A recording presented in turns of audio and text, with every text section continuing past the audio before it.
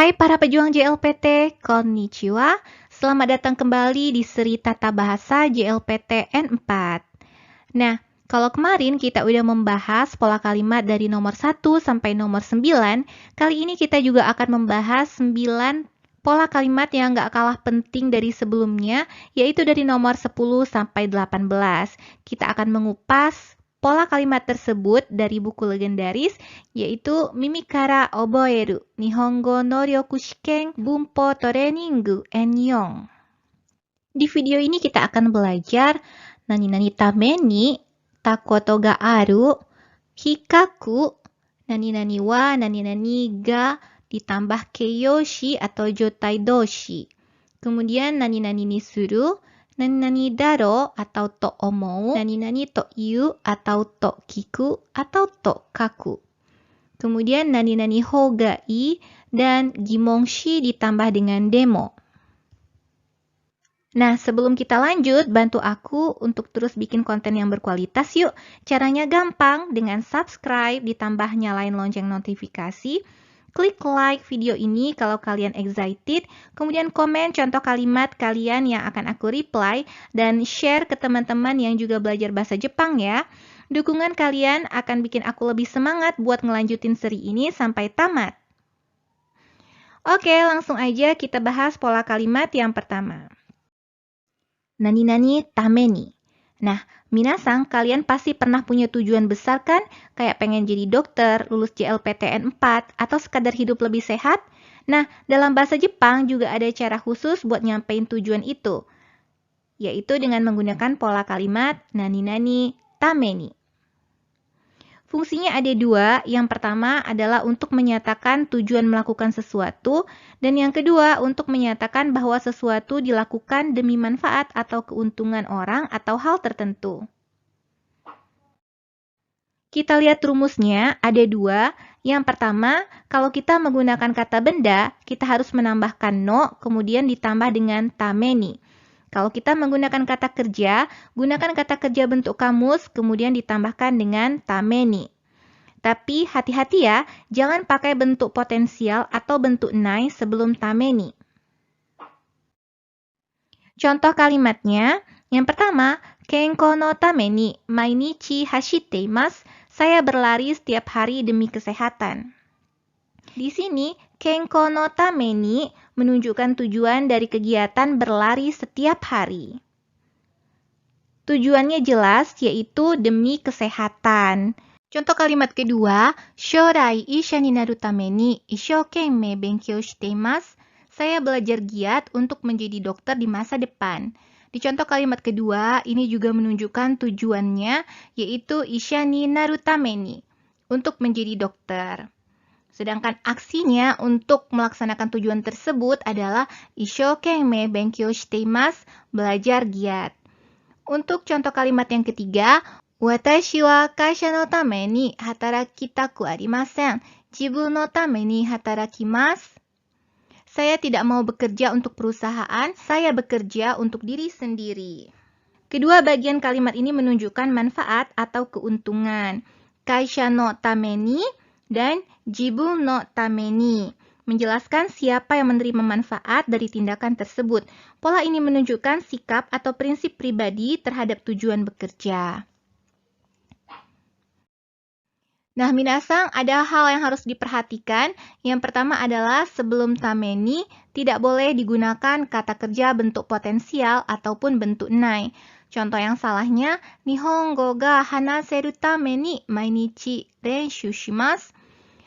Ini merupakan kalimat yang salah. Nah, kalimat yang benar adalah Nihongo ga hanaseru you ni mainichi renshū shimasu. Jadi, jika minasang ingin juga menggunakan kata kerja bentuk potensial ini, maka minasang harus menggunakan pola kalimat yoni. Pola kalimat selanjutnya adalah nani-nani takoto ga aru. Apakah kamu pernah jalan-jalan ke luar negeri atau bermain salju? Nah, kalau kamu ingin bilang pernah melakukan sesuatu dalam bahasa Jepang, maka kamu bisa menggunakan pola takoto ga aru. Fungsinya untuk menyatakan pengalaman pribadi di masa lampau. Rumus pola kalimat ini adalah kata kerja bentuk ta ditambah koto ga aru. Kita masuk ke contoh kalimatnya. Yang pertama, kokousei no toki 1年間 Amerika de benkyou shita koto ga arimasu. Saat SMA, saya pernah belajar di Amerika selama 1 tahun. Benkyou shita koto ga arimasu di sini menunjukkan pengalaman bahwa ia pernah belajar di Amerika selama 1 tahun. Contoh kalimat yang kedua, Fujisan ni nobotta koto ga arimasu ka? Apakah kamu pernah mendaki Gunung Fuji? Kata nobotta koto ga arimasu ka?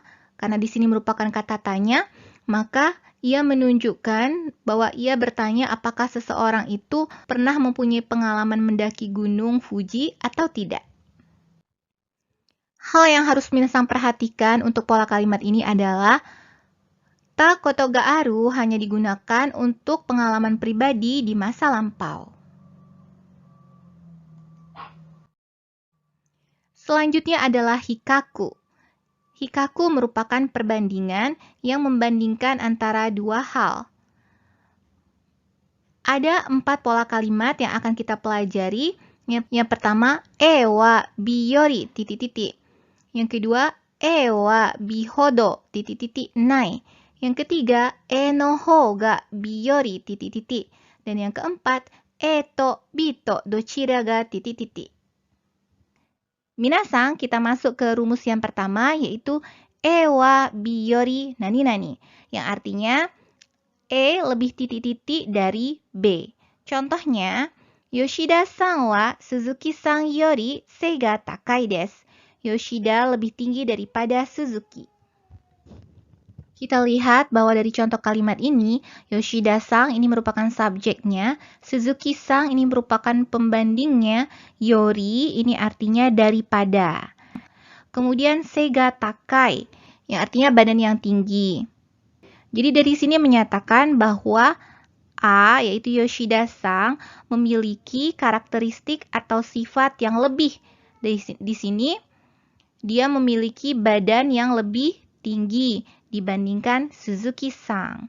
Jadi, untuk rumus ini, A ini merupakan subjeknya, kemudian B-nya ini merupakan pembandingnya, dan titik-titiknya diisi dengan kata sifat yang memiliki karakteristik lebih dibandingkan dengan B.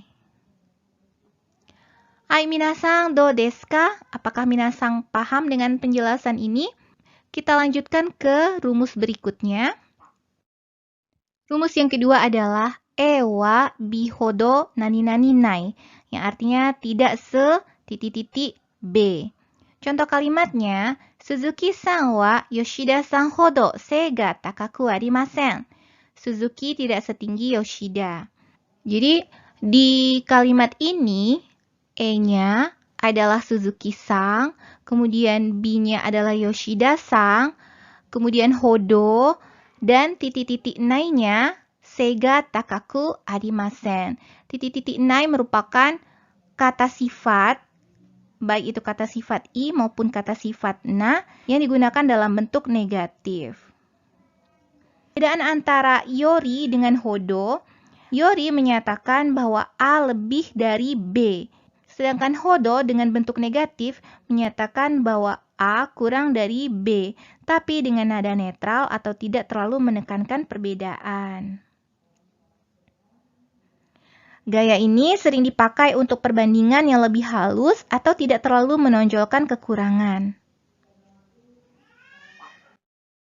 Pola kalimat yang ketiga adalah e no hou ga bi yori ... A lebih titik-titik dari B. Pola ini mirip dengan e wa bi yori ...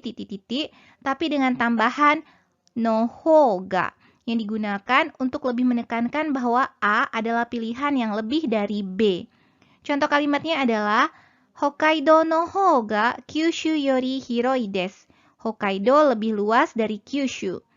Di contoh kalimat ini, E-nya adalah Hokkaido, kemudian B-nya adalah Kyushu. Di pola kalimat ini, E-nya adalah Hokkaido yang merupakan subjek, kemudian Kyushu adalah B-nya yang digunakan sebagai pembanding. Sedangkan nani-nani di sini adalah hiroi desu. Sebagaimana yang disebutkan sebelumnya, pola kalimat ini mirip dengan wa biori titik-titik. Secara arti hampir sama, tapi penambahan kata nohoga memberi penekanan tambahan pada a sebagai pilihan yang unggul. Lebih alami dipakai dalam konteks pemilihan atau perbandingan pilihan. Pola kalimat selanjutnya adalah eto, bito, dochira ga, titik-titik. Antara A dan B, mana yang lebih, titik-titik. Contohnya, kohi to kocha to dochira ga suki desu ka? Kopi dan teh, kamu lebih suka yang mana? Jadi, E-nya di sini adalah kohi, B-nya adalah kocha. Dochira ga, ini menanyakan pilihan. Jadi, ketika kita ingin menanyakan mana yang dipilih oleh lawan bicara kita, apakah A ataukah B. Kita dapat menggunakan pola kalimat ini untuk percakapan sehari-hari saat menanyakan preferensi antara dua pilihan seseorang. Hai minasang, kita udah mempelajari rumus perbandingan dari 1 sampai 4. Mungkin minasang merasa agak sulit, namun jangan khawatir jika minasang terus-menerus mengulangnya dan mencoba untuk memakainya dalam percakapan sehari-hari, maka minasang akan lebih terbiasa dengan pola kalimat ini, dan jika terbiasa, maka kita akan merasa lebih mudah untuk menggunakannya.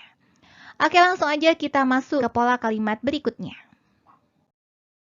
Minasang, pola kalimat yang ke-13 adalah nani-nani wa titik-titik ga ditambah keiyoshi atau kata sifat, atau bisa juga ditambahkan dengan jotai doshi atau kata kerja yang menyatakan keadaan. Fungsinya adalah untuk menjelaskan sifat bagian dari keseluruhan. Rumusnya, nani-nani wa titik-titik ga ditambah kata sifat atau kata kerja keadaan. Kita langsung ke contoh kalimatnya. Ani wa sega takai desu. Kakak laki-laki saya tinggi. Jadi kita menunjukkan bagian tertentu dari Ani, yaitu sega takai desu, tingginya. Yang kedua, watashi wa kami ga nagai desu. Di sini menjelaskan bagian tertentu dari saya, yaitu rambut saya panjang. Yang ketiga, chichi wa koe ga oki desu. Ayah saya suaranya besar. Dari keseluruhan, bagian tertentu yang dijelaskan adalah koe dari ayah saya, yaitu suaranya oki, yaitu besar. Yang harus minasang perhatikan adalah struktur ini fokus pada bagian tertentu dari subjek utama. Jadi, kita bisa menggunakan pola kalimat ini jika kita memperhatikan suatu bagian yang tertentu yang ingin kita sampaikan. Ja, minasang, bagian ini cukup mudah ya. Kita lanjutkan ke bagian berikutnya. Nani-nani ni suru, artinya adalah memutuskan atau memilih sesuatu.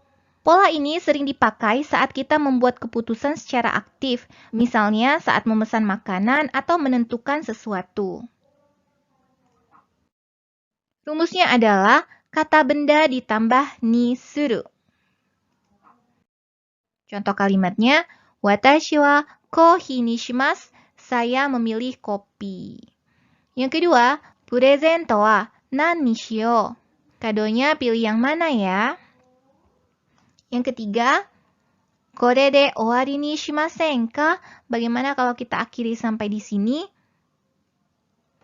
Ini merupakan kalimat yang menyatakan untuk memutuskan sesuatu. Berarti dia memutuskan untuk mengakhiri sampai di sini saja. Ja, minasang kokomade do desu ka? Bagaimana sampai di sini? Kita masih memiliki beberapa pola kalimat berikutnya yang tentu aja nggak kalah penting dengan pola kalimat sebelumnya. Ja, sebelum itu minasang bisa istirahat sebentar, tarik napas, dan kamu bisa mengumpulkan konsentrasi kamu lagi, siap-siap untuk lanjut ke pola kalimat berikutnya. Pola kalimat berikutnya adalah nani-nani daro atau to omou. Artinya, dugaan atau pendapat pribadi. Kita bisa menggunakan pola kalimat ini ketika kita menebak atau menyatakan kemungkinan. Rumusnya adalah kata benda, atau kata sifat i, atau kata sifat na, atau kata kerja bentuk biasa, ditambah daro atau to omou. Contoh kalimatnya, Kitto denwa dai ga takai daro, pasti tagihan teleponnya mahal. Yang kedua, ashita mo konai daro to omoimasu, saya pikir besok dia tidak akan datang. Yang ketiga, sensei wa tabun 35 sai gurai daro, guru itu mungkin sekitar 35 tahun usianya. Keseluruhan kalimat ini menyampaikan tebakan atau opini pribadi. Misalnya, pada kalimat yang pertama, dia itu menebak bahwa tagihan teleponnya mahal. Pada kalimat yang kedua, dia menyatakan konai daro, dia menebak bahwa dia tidak akan datang. Sedangkan kalimat yang ketiga, dia menebak bahwa usia guru itu sekitar 35 tahun. Hal yang harus kita perhatikan adalah kata sifat na tidak memakai da sebelum daro. Contohnya misalnya kayak kirei. Dia menjadi kirei daro, bukan kirei da daro. Pola kalimat berikutnya adalah nani-nani to iu atau kiku atau kaku. Artinya mengutip, mendengar, atau tertulis. Rumusnya adalah kata benda atau kata sifat atau kata kerja dalam bentuk biasa ditambah to iu atau to kiku atau to kaku. Contoh kalimatnya, Takagi-san wa ashita 8 ji ni kuru to iimashita. Pak Takagi berkata besok datang jam 8. Nani-nani to imashita dalam kalimat ini dipakai untuk menyampaikan kutipan secara langsung. Contoh kalimat yang kedua, terebi de chiba de jishin ga atta to itte imashita. Di TV disebutkan ada gempa di Chiba. Nani-nani to itte imashita digunakan untuk menyampaikan informasi tidak langsung dari sumber lain. Sedangkan Raishu testo ga aru to kikimashita. Saya dengar minggu depan ada ujian. To kikimashita ini digunakan untuk menyampaikan bahwa ia mendengar suatu berita bahwa minggu depan akan ada ujian. Pola kalimat berikutnya adalah nani-nani ho ga i. Pola ini digunakan untuk memberi nasihat ringan seperti lebih baik kamu begini atau sebaiknya kamu begitu. Rumusnya adalah kata kerja bentuk ta atau bentuk nai ditambah ho ga i. Contoh kalimatnya, byouin e itta hou ga ii desu yo. Sebaiknya pergi ke rumah sakit. Tsukareta toki wa muri o shinai hou ga ii. Kalau lelah, jangan memaksakan diri. Pada contoh kalimat pertama, nani-nani ta hou ga ii menunjukkan pembicara memberikan saran atau anjuran berdasarkan kondisi saat ini, yaitu sebaiknya pergi ke rumah sakit. Pada kalimat yang kedua, nani-nani nai hou ga ii digunakan untuk menyarankan agar tidak melakukan sesuatu. Misalnya di kalimat ini, muri o shinai, tidak memaksakan diri. Hal yang harus minasang ingat bahwa pola nani-nani ta hou ga ii digunakan untuk menyatakan nasihat dalam bentuk yang sopan. Hai minasang, kita masuk ke pola kalimat yang terakhir, yaitu gimonshi ditambah demo. Artinya, semua, siapapun, atau kapanpun. Pola ini digunakan untuk menyampaikan makna semua atau apa saja tergantung pada kata tanya yang digunakan. Rumusnya adalah kata tanya, nani, dare, itsu, dan lain-lain ditambah demo.